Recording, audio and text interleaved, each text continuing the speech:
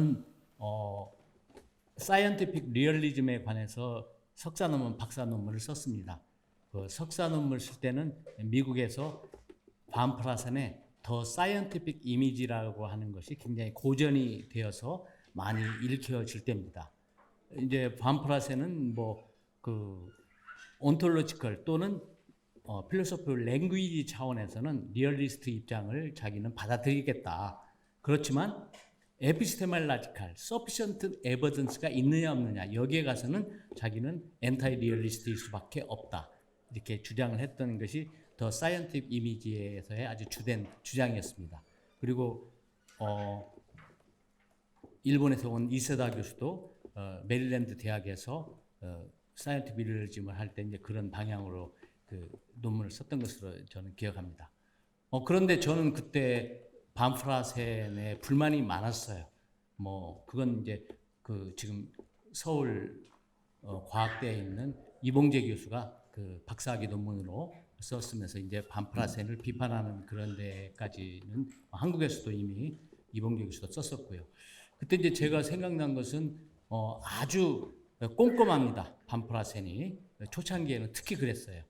그 논리 경험주의 또 컨스트럭티비 그런 얘기를 하면서 근데 저는 그때 태어났던 게 저는 이제 군대 생활을 33개월 했는데 논산훈련소에서 내가 그 무생무치 무미의 이 가스실에서 맡았는데 그때 막 콧물도 흘리고 막 빨리 나가서 조교가 방독면 벗으라고 해가지고 막 나가서 그런 경험이 있었는데 반프라센은 무생무치 무미의 그런 가스라고 한다면 내가 좁은 의미로 센세이션을 갖지 못하는데 그런 건 굉장히 믿기가 힘들다 그런 주장을 했습니다.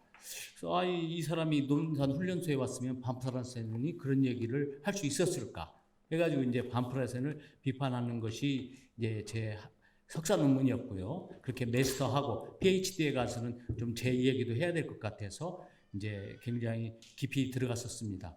근데 이제 나중에 알고 보니까 제 생각이 이안 해킹 토론토 대학에 계시고 반절은 프랑스에 가 계시는 이안 해킹의 익스페리멘탈 리얼리즘, 리얼리즘 인 파티큘러하고 굉장히 유사한 생각이었습니다. 그래서 그 논문을 썼고요. 거기서 이제 이안 해킹이 부닥칠 수 있는 그 문제들을 이제 제가 좀 더 설명을 하는 것으로 해서 박사학위 논문을 마쳤었습니다. 그리고 이제 귀국에서 이제 필로소피 오브 사이언스 한국 이 파케지에 그 이후에 이제 이안 해킹에 대해서 익스페리멘탈 리얼리즘에 대해서 많은 비판이 또 나왔습니다. 그거에 대해서 이제 재반박을 하는 것으로 이제 한국에 돌아와서 박사 후에 교수를 하면서 이렇게 논문을 이제 필로소피 오브 사이언스 한국에서의 그 과학철학지에 이제 최초인게 했었습니다. 그런데 제가 이제 포스트 모던 과학 철학을 접하게 된 것은 유타 대학에서 이제 그 우리 지도 교수가 이제 과학 철학 분야를 뽑는데요. 그때 영국 사람이고 버지니아 텍에서 이렇게 과학 철학을 한 그 스티븐 다운스가 이제 그 유타 대학에 왔습니다. 근데 그래도 우리 지도 교수 다음에는 제가 과학 철학 분야로는 이렇게 선임자 역할들이었기 때문에 스티븐 다운스가 굉장히 그 저한테도 잘 했고 이제 학위 마치고 이렇게 장혜익 선생님도 LSU에서 이제 학위 끝내시고 좀 여유가 있어서 과학철학에 많이 책을 읽었다 이렇게 말씀하셨다시피 스티븐 다운스의 그 청강을 했었습니다. 그때 이제 버지니아 텍의 그 과학철학은 주로 포스트 모던 경향이 강하기 때문에 그래서 이상원 교수도 포닥을 갈 때 버지니아 텍을 권해서 갔다 온 적도 있었고요. 그래서 그때 이제 포스트 모던 과학 철학을 접하게 됐고 제가 이안 해킹의 생각과 많은 유사한 생각을 가졌기 때문에 이제 더 친근감을 가졌었습니다. 그래서 이제 우선 먼저 제 논문에서 과학 철학의 모던성과 포스트 모던성을 어떻게 대조할 수 있을까 그 얘기를 앞에서 밝히고 있습니다. 모던성은 무엇이 성공적인 과학을 만드는가에 대해서 잘 설명해주는 하나의 통일된 이론 그리고 그것이 관여하는 범위가 일반적이어서 과학의 자율성과 과학의 문화적 권위를 정당화할 수 있다.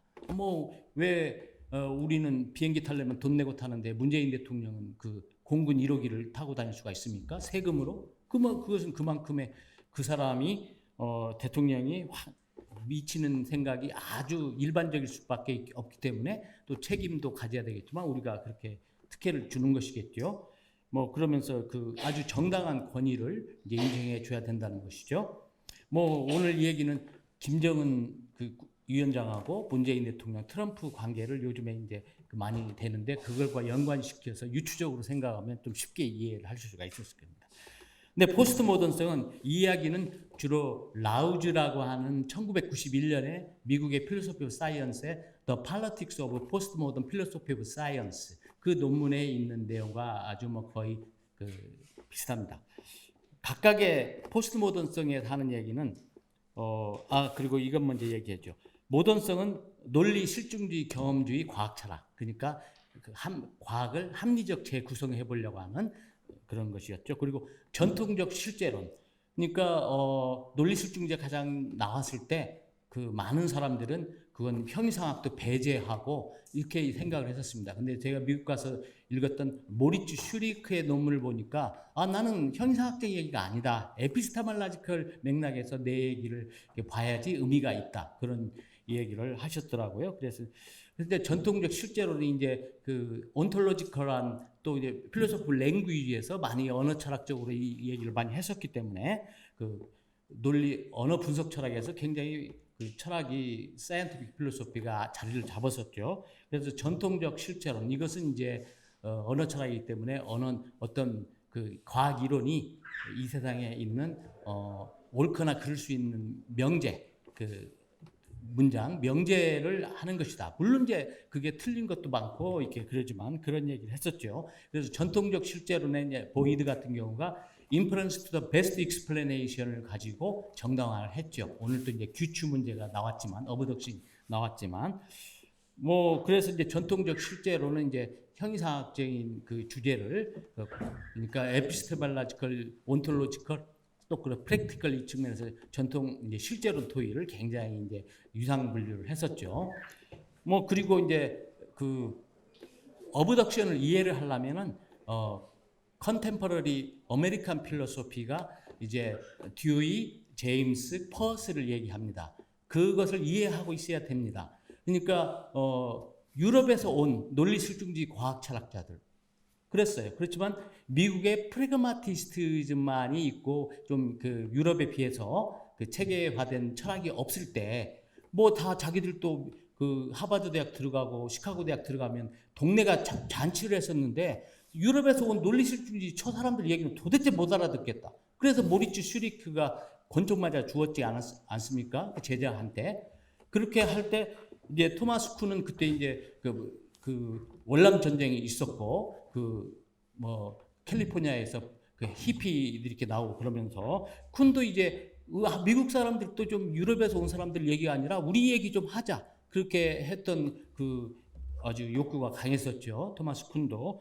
그리고 이제 파이어벤트는 좀 다르지만 해서 토마스 쿤이 이제 결국은 그 모더니스트들을 논리실증주의 전통적 실제론자들이 하는 그런 것이 돋보이는 기준이라고 하는데 내가 가보니까 그거 아닌 것 같다. 그래서 이제 상대주의로 토마스 쿤은 가게 됐고 파이어벤트는 과학이 그렇게 문화적인 양상에서 아주 월등한 거라고 얘기하는데 자기는 그거 인정하지 못하겠다. 이렇게 어게인스트 메소드 이런 데를 통해서 반과학적인 이런 사고를 많이 폈잖아요.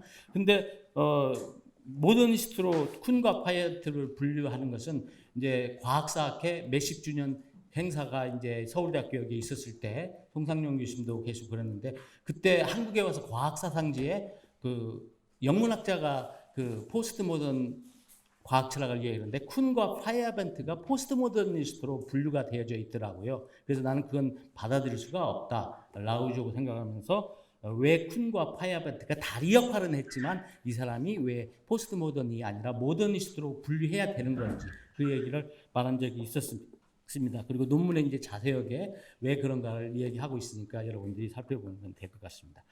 그러면서 이제 포스트 모더니스트는 모더니스트에 대한 이제 반발로 나오게 됐죠. 그래서 각각의 그런 경우들을 잘 설명해주는 각각의 국지적 이야기들의 중요성을 강조합니다. 일반적이고 유니버셜한 그런 그 모더니스트들의 그 메스터 내레이티브 이런 것은 받아들이지 못하겠다. 그리고 과학사에서 이렇게 실제론 이런 걸 보니까 그건 유지되기가 힘들더라 이렇게 됐죠. 그래서 권위는 적용 범위가 국지화된다 하면서 이걸 이제 라우지 같은 경우는 반본질주의라고 얘기했었습니다.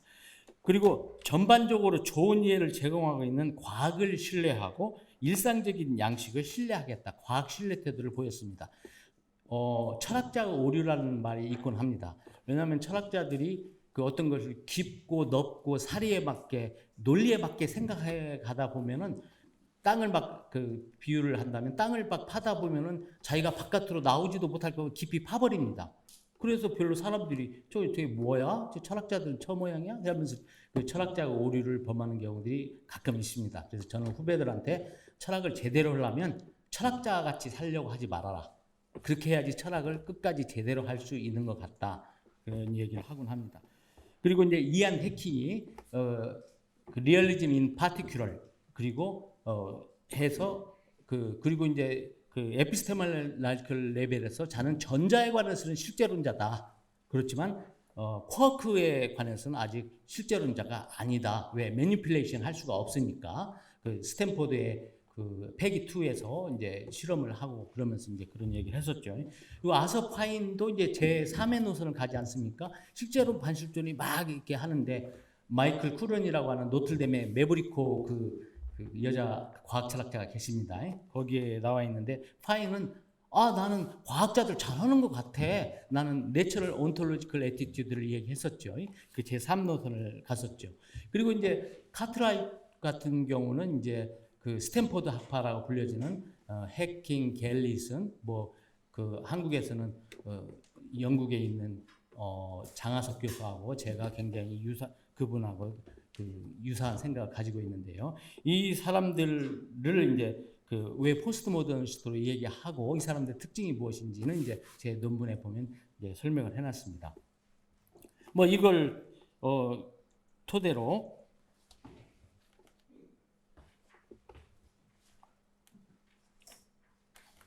그래서 이제 그 아주 이번 논문에 이제 더 중요한 부분인데요. 서양 철학 한 사조인 포스트 모더니즘도 굉장히 애매하고 모호한 말이죠, 아직까지는. 그래서 여기에 하는 얘기는 주로 데리다와 푸코를 얘기하는 얘기입니다. 포스트 모더니즘은 과학 철학에 어떤 영향을 주었을까? 포스트 모던 필로소피 오브 사이언스에 이 사람들은 어떤 영향을 주었을까? 그게 이제 좀 그 명료하게 해보려고 하는 게 논문의 목적입니다. 포스트 모더니즘은 이제 논문에는 자세히 이렇게 인용도 많이 했습니다. 일반성을 인정하거나 추구보다는 투숙성 또는 국지성을 인정하고 추구했다. 이 사람들이 데리다나 푸코가 주된 방책이. 그리고 포스트 모던 과학 철학에도 그들의 영향을 줬다. 포스트 모던 과학 철학은 바로 해킹, 뭐 파인, 낸스 카트라이 전부 이 일반성, 유니버셜리티, 그 제너럴리티라는 모든 과학 철학의 반기를 들면서 파티큘러리티 그리고 로컬리티 이 부분에 있어서 이렇게 뭐 어게인스트 메소드 이런 데서 파이어밴드 같은 경우는 과학이 그렇게 잘나지도 않았다. 그리고 그 쿠는 뭐 그렇게 월등한 거 인지지 않는 것 같다 하는데 자기들은 그렇게 그 무정부주의랄지 상대주의로 가기는 싫고 좁은 부분에서 과학의 특수과학의 이것을 엄밀히 들어가서 같이 실험도 해보고 이렇게 깊이 들어가 보면 거기에서 우리가 그 약간 우월한 그런 기준은 있다. 근데 그것이 일반화되고 그 보편화를 빨리 시키려고 하면 안 된다. 그것은 이제 거기에서 보고 좀 조금씩 천천히 스텝 바이 스텝 나가자. 그 얘기잖아요. 결국은 그 북한과 미국도 완전한 비핵화를 했지만 어쨌든 지금 흘러나오는 얘기가 미국도 이제 약간 선회를 한다는 것 아닙니까? 뭔가 이렇게 해결하기 위해서는 뭐 그런 얘기죠. 데리다는 사건을 맥락 속에서 보려고 노력하라는 건전한 축구를 해줬습니다. 제가 이제 조일래 교수님, 이중원 교수 저하고 그 경희대 한의대에서 이제 과학철학 강의를 한번 해달라고 해서 이제 그때 한번 같이 해본 적이 있습니다. 그때 이제 저는 사이언티픽 리얼리즘, 엔타이 리얼리즘 했었는데요.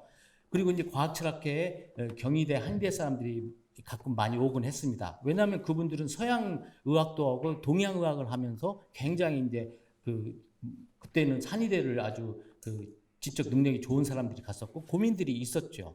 그리고 이제 그 아메리칸 그러니까 사이언티픽 필로소피 한 사람들도 그 사람들이 뭐 꼭 철학자만이 아니지 않습니까? 뭐 물리학자도 있었고 그리고 뭐 심리학자도 있었고 뭐 아주 그 논리학자도 있었고 그러면서 이제 그 당시에 이제 나치즘의 그걸 제공했던 헤겔의 관념주의를 이렇게 라이엔바하가 The Rise of Scientific Philosophy 그리고 이제 김혜빈이라는 친구는 그걸 전두환 선생님은 과학철학 소멸하고 번역을 하셨었고 김혜빈 교수는 과학의 발달과 함께 새로운 철학이 열리다라고 이제 재번역을 한 것도 있죠.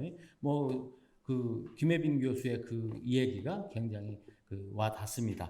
이제 과학이 발달하면서 이제 그건 철학 이야기보다도 과학에서 다 많이 해결책을 주고 있다. 그럼에도 불구하고 이런 과학 철학적인 주제에 문제가 남는다. 이제 그런 얘기를 많이 했었죠. 그리고 해체, 리스트 컨스트럭션 잘 아시지 않습니까? 텍스트를 면밀히 해독하여 저자가 전체 텍스트 내에서 사용하고 있는 용어가 일관성이 없을 뿐만 아니라 여러 의미로 사용하고 있다는 것을 보여주는 방법. 이게 데리다의 아주 중요한 태도 아닙니까? 그리고 제가 아까 왜 경희대, 한의대 그 얘기를 했느냐면 서양의학 또 하면서 동양의학을 했던 사람들의 이야기를 동양철학 이야기를 보면은요 굉장히 선명해져요.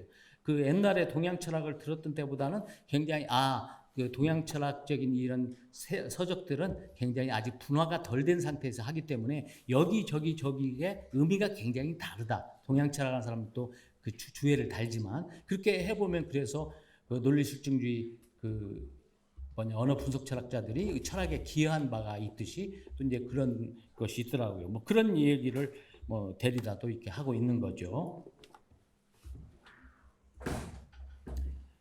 그리고 이제 푸코는 전체주의적 태도를 반대했던 사람이죠. 민주적 태도를 지향했죠. 그리고 어쨌든 성의 역사를 통해서 많은 학자들한테 여러 분야에 영향을 줬었죠. 그리고 이 사람이 하는 얘기는 누구를 왕따시키고 누구를 이렇게 또라이라고 하고 그러는데 그런 사람들이 역사에 기여한 바도 역시 있다. 우리가 영화 중에 피아니스트라는 영화를 보면 어떤 이게 선생님이 이제 교도소에 있는 사람들의 교양을 시키기 위해서 갔는데 어떤 여자애가 굉장히 피아노를 잘 치잖아요. 그러니까 이 친구를 좀 잘 가르쳐 봐야 되겠다. 교도소에 와서 왕따를 하고 이렇게 배시하고 있지만 그리고 피아노를 아주 멋지게 잘 쳐가지고 영화 피아니스트 영화의 주인공이 되지 않습니까? 뭐 푸코가 하는 이 얘기죠. 그런 얘기를 하면서 소외되고 이렇게 우리들은 백역시하는 이런 사람들을 무시하지 말아라. 뭐 서울대학교 그래도 인문대학 수석했고 뭐 서울대학교 졸업식인가 입학식인가 와서 했었던 방시혁이가 BTS를 키운 이유가 그런 거라고 아닙니까? 바로 나는 어떤 고정관념 이런 것에 대해서 분노했고 반항해서 내가 BTS를 했다. 그런데 그건 한국뿐만 아니라 세계적으로 여러 가지 반향을 일으키고 있지 않습니까? 그리고 마이클 잭슨도 빌리진이라는 데서 뒤로 가는 춤을 췄잖아요. 부모들이 너 아이빌리그 대학 따라 들어갔더라. 다 그럴 수 없었다는 얘기죠. 그리고 비틀즈가 레이비에서 물어보잖아요. 메리 아줌마, 나는 뭐 이렇게 명문 대학을 나와도 취직도 안 되는데 어떻게 할까요? 그러니까 메리 아줌마가 너무 걱정하지 마. 레디비. 인생이 다 그런 거야. 그런 철학적인 수준에서 이 얘기를 하기 때문에 비틀즈도 그랬고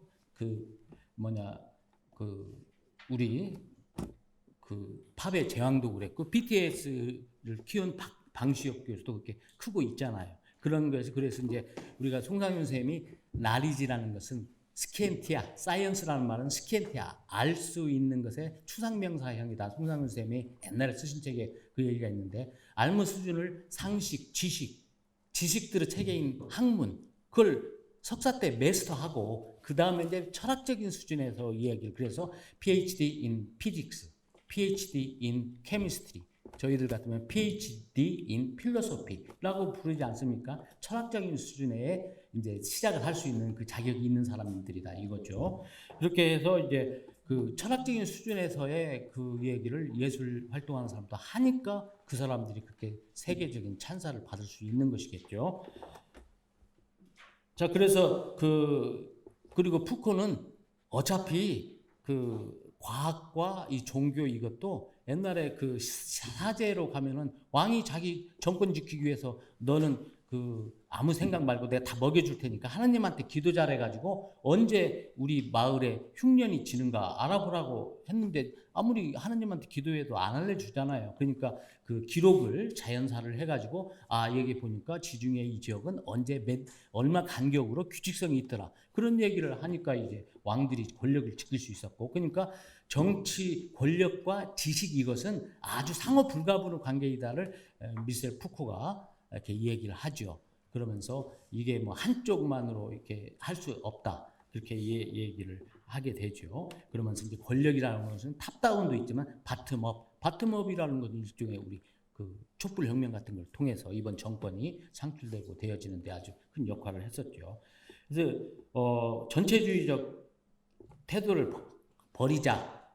그리고 민주적 태도를 지향하면서 탑다운의 권력도 있지만 바텀업 특수성과 국지성 밑에서 위로의 이런 권력 개념도 우리가 중시해야 된다. 그리고 권력이라는 것은 여러 가지 양상이 있다. 이렇게 얘기를 하면서 이건 뭐 바로 포스트 모던 과학 철학의 그 해킹 푸코 생각은 해킹에 가장 많은 영향을 줬죠.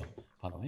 그리고 이게 차이성을 중시하는 거죠. 어떤 공통성이랄지 이런 것보다도. 그래서 우리가 뭐 세월호 사건이랄지 광우병 이런 것들을 보면은 그 정치하는 사람들이 아주 사회과학적으로 많이 활용을 했잖아요. 사회구성론자들의 강한 사회구성론자들 이쪽으로 정치가들이 많이 활용도 했죠. 그렇지만 이제 요즘에 와서는 이제 자연과학적인 얘기하고 사회과학적인 좀 구분 좀 하자.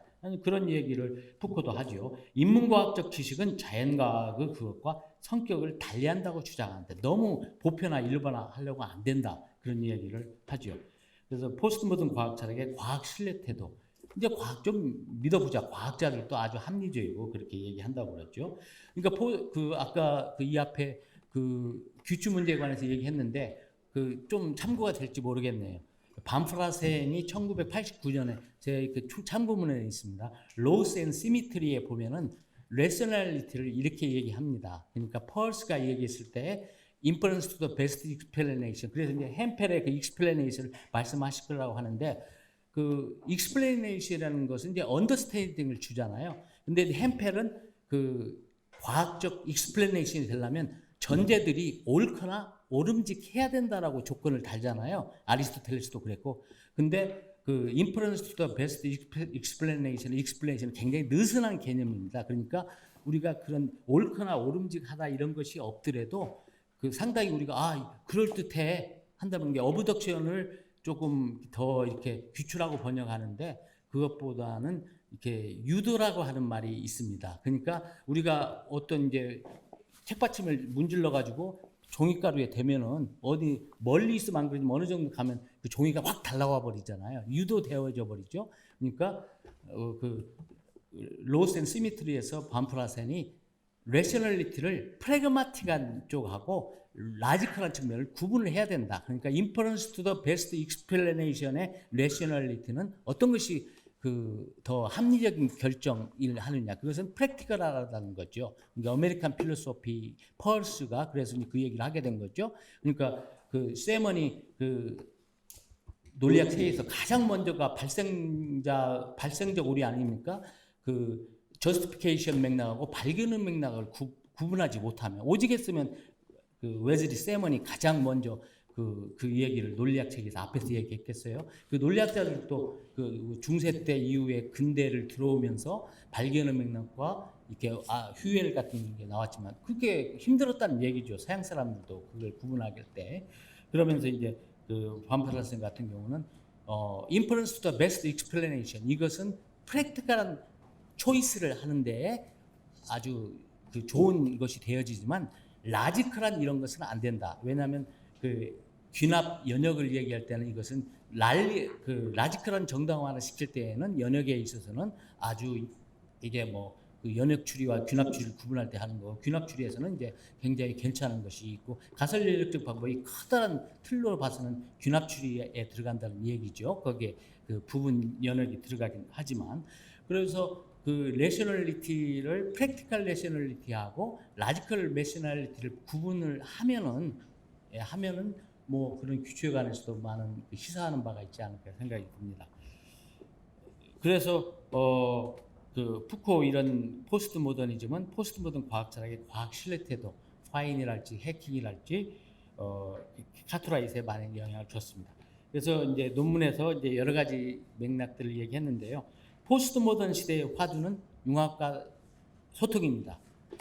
그 실존 철학자 한 명이 제가 대학교 때 읽었던 책인데요. 거기에 보면 서양의 문해 사주가 여러 가지가 있지만 주지주의, 주정주의의 반복이었다. 역사주의 신화 시대는 주정주의였고 이제 그게 그 뭐냐 히랍 시대가 되면서 주지주의가 됐고 그렇지만 또 다시 이성만 가지고 살 수도 없고 감성만 가지고 살 수도 없어 르네상스로 돌아갔고 이렇게 해가지고 결국은 포스트 모던 과학 철학자들이 그러면 포스트 모던의 화두는 뭐냐? 그래서 이제 우리가 일반적으로 합의가 되는 게 소통, 융합 그거 아닙니까? 그래서 이제 정치하는 사람들도 소통하지 않으면 굉장히 힘들어지는 세상이 돼버렸잖아요.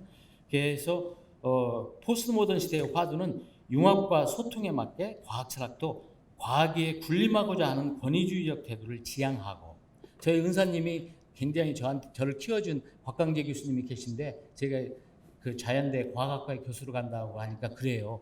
그 아직은 철학과가 쌈이 나서 교수를 못 뽑으니까 과학학과로 가고 나중에 철학과로 컴백하라. 그런데 저는 생각이 틀렸습니다. 저는 포스트 모더니스트이기 때문에 과학자들 옆에 있고 싶었습니다. 그리고 이제 과학자들 옆에 자연과학대학에 과학학과 있으면서 이제 정년도 하고 될 것 같아요. 권위주의적 태도를 지향하고 겸손하고 민주적 태도로 파트너인 과학을 신뢰하고 가까이 하고자 하는 노력을 기울여야 보다 나은 성과 창출이 가능하다. 옛날에는 이제 발표에 가면 과학 철학자 입장에서 뭐 라지컬 파서빌리티, 엠피리컬 파서빌리티, 테크니컬 파서빌리티 어제도 상상 이렇게 이런 얘기가 김상욱 교수도 얘기하던데요. 그런 얘기라면 그 과학하는 사람들이 잘 몰랐습니다. 그렇지만 카이스트랄지 이런 과학 철학계에도 오는 과학자들이 뇌과학자든 뭐 다들 그런 그 용어를 테크니컬 term을 다 알고 사용하고 있습니다. 그렇게 그만큼 가까워졌습니다. 과학과 철학이. 그리고 이번 학회도 보면은 과학자들이 와서 많이 발표하고 그래서 이제 이런 게 이제 한국은 아직 그 철학과들의 과학 철학한 사람들이 대부분 있기 때문에요. 모더니스트 경향이 그래도 더 우세하다고 봐야 되겠죠. 그렇지만 모더니스트도 있어야 되지만 포스트 모던 경향으로 이렇게 과학학과에도 자리도 잡고 이렇게 하면서 모던 과학 철학하는 사람들과 포스트 모던 과학 철학하는 사람들이 우리 한국 사회에 과학 철학자로서 어떻게 기여할 수 있을 것인지 이 노력을 같이 그 상호 보완적으로 할 때 우리 과학 철학이 이렇게 내실 있게 할 수 있지 않을까. 그래서 이제 좀 이렇게 넋두리로 얘기했습니다.